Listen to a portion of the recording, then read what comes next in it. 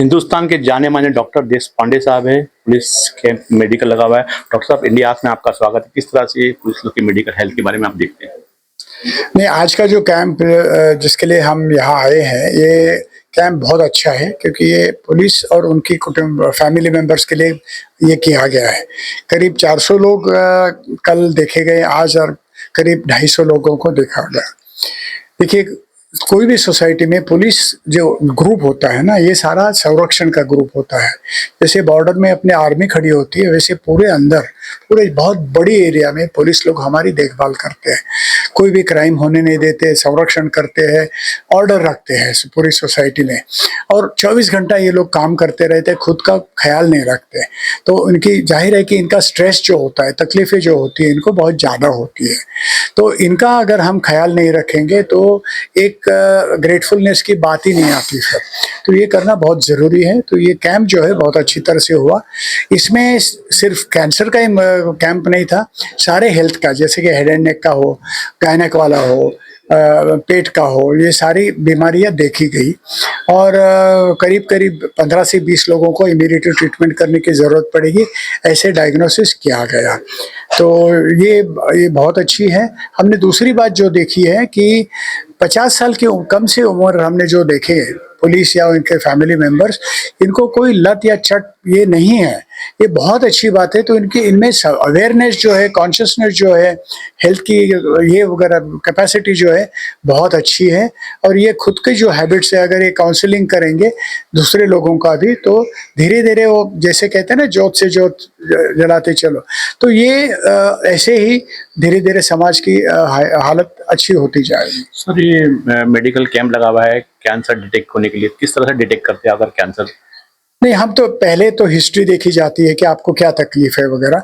तो जैसे कि मुंह में छाला हो या कहीं और जख्म हो, गांठ हो, या लेडीज़ को छाती में कोई गांठ हो इनको, या पेट में कोई तकलीफ हो, खाना खाने में तकलीफ अटकता हो, पेशाब में से खून निकलता हो या मोशन में से खून निकलता हो, तो ये सारे सिम्टम्स होते हैं। जैसे कि कोई भी गाड़ी होती है, तो आप कैसे गाड़ी खराब हो गई ये कैसे समझता है आपको?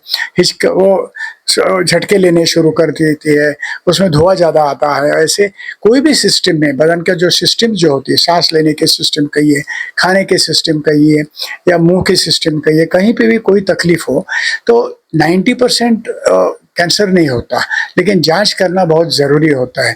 तो उसके बाद में नेक्स्ट स्टेप जो है वो इंस्पेक्शन करते हैं, हम देखते हैं। तो ज़्यादातर उन देख के हमें पता चल जाता है कि तकलीफ होगी या नहीं। उसके बाद में अगर गांठ हमें लगा कि भाई ये डाउट है, तो थोड़ी इन्वेस्टिगेशन करते हैं, एक्सरे करते हैं, खून का जांच वगैरह करते हैं, और अगर ज़रूरत है तो बायोप्सी कर लेंगे, वहाँ से पीस निकाल के माइक्रोस्कोप में ट्रीट ये करेंगे। उसके बाद में इलाज होने के बाद इनके स्कैन्स वगैरह होंगे, स्टेजिंग होगा, उसके मुताबिक इनकी ट्रीटमेंट की जाएगी। डॉक्टर साहब, कैंसर का first stage, second, third, fourth stage and में माना जाता है। आप किस तरह से जनता को, हिंदुस्तान के लोगों को डॉक्टर होने के हिसाब से नसीहत दें, कैंसर से बचने के लिए क्या चीज़ नहीं खाना चाहिए, किस तरह से अपने हेल्थ को ध्यान देना चाहिए? देखिए, कैंसर के स्टेज जो होते हैं ये डायग्नोस करना बहुत ज़रूरी है। जैसे कि कहीं पे भी छोटी आग लगी तो आप सिर्फ पानी डाल के उसे बंद कर सकते हैं, वही आग अगर पूरे घर को पकड़ लेगी तो घर आप बचा नहीं सकते। तो स्टेज 1 जो कैंसर जो होते हैं, ये करीब करीब 90-95% आप क्योर कर सकते हो। यानी क्या है कि उस आदमी की ज़िंदगी जो है ये नॉर्मल हो सकती है कम्प्लीटली। 2-4% को फिर भी वापस आ सकती है बीमारी, लेकिन ज़्यादातर लोगों को ठीक होता है। ये जब सेकेंड स्टेज में बढ़ते हैं, यानी गांठ बड़ी, आप नेगलेक्ट कर, अरे मेरे को कोई तकलीफ नहीं, कोई दर्द नहीं होता है, ऐसे करके छोड़ देंगे ओवर कॉन्फिडेंस से या इग्नोरेंस से या डर के, तो सेकेंड स्टेज में क्योर जो है 50 से 60% ही है।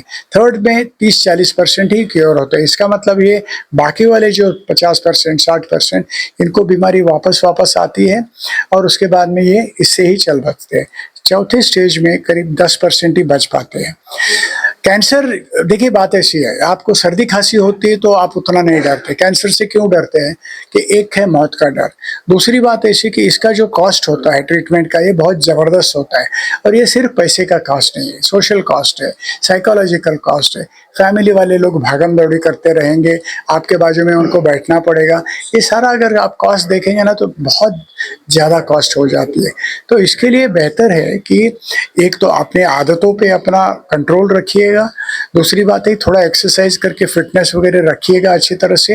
रेगुलर आप अपनी लाइफस्टाइल रखिएगा और रेगुलर चेकअप कराते रहिए। Thank you. ये डॉक्टर देशपांडे साहब थे जो कैंसर पे बात किया। अगर हेल्थ को रखना संभाल के तो आपको एक्सरसाइज करनी पड़ेगी, नशाबंदी पे जो गुटखा वगैरह खाते हैं उस पर भी ध्यान देना पड़ेगा। मैं इंडिया आज के लिए सलाम काजी।